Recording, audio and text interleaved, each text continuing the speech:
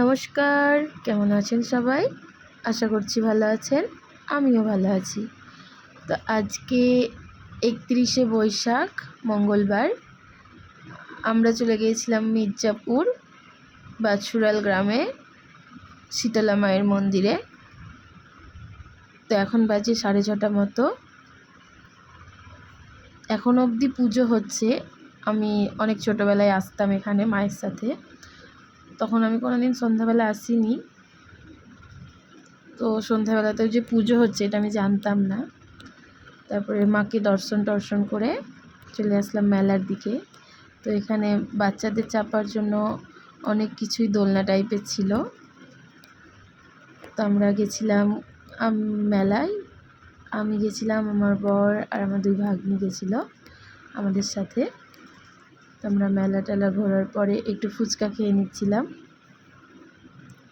সবাই মিলে।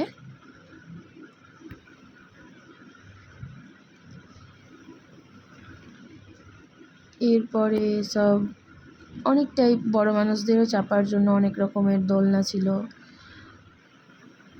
সেগুলোই দেখছিলাম। আমি এগুলোতে চাপি না, আমার প্রচণ্ড মাথা ঘোরায়, গা গোলায়, ওই জন্য আমি কোনো কিছুতেই চাপি না।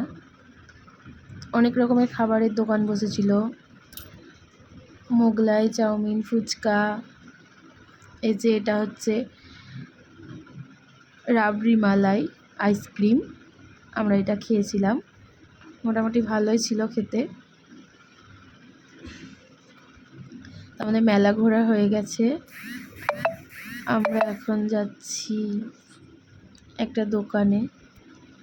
এই যে এখানে গরম গরম জিলিপি ভাসছে, অনেক কিছু ছিল, জিলিপি, সিঙ্গাড়া, গুড়কাঠি, চিনিকাঠি। আর এটা আলাদা দোকান মিষ্টির, অনেক রকমেরই মিষ্টি পাওয়া যাচ্ছিল।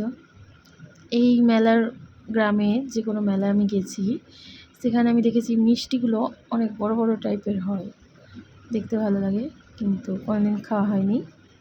তো এই যে আমরা একটা দোকানে এসে বসেছি। তো আমরা বেশি কিছু খাইনি, মোগলাই খেয়েছিলাম আর একটা চিংড়ির চপ।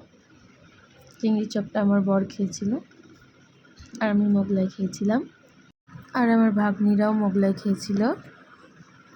এরপরে চলে গেছিলাম আমরা জিলিপির দোকানে, জিলিপি নিব তাই বাড়ির জন্য।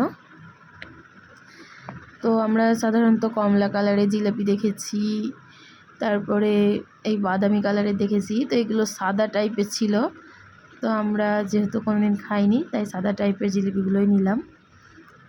তো জিলিপি টিলিপি কেনার পরে আমরা চলে যাচ্ছিলাম বাড়ি। যেহেতু আমাদের বাড়িটা গ্রাম এলাকায়, ওই জন্য রাত্রি হয়ে যাচ্ছিল, তাই আমরা বাড়ির উদ্দেশ্যে রওনা হচ্ছিলাম। তো আমরা এখন মেলা থেকে বেরিয়ে যাচ্ছি, বাইরে টোটো আছে, সেখানেই যাচ্ছি। ওখান থেকেই টোটো ধরে আমরা বাড়ি যাব।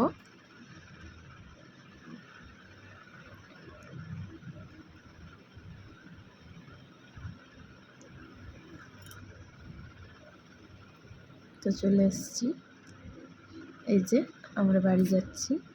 তো আজকের মতো এইটুকুই। ভালো থাকবেন, সুস্থ থাকবেন, ধন্যবাদ।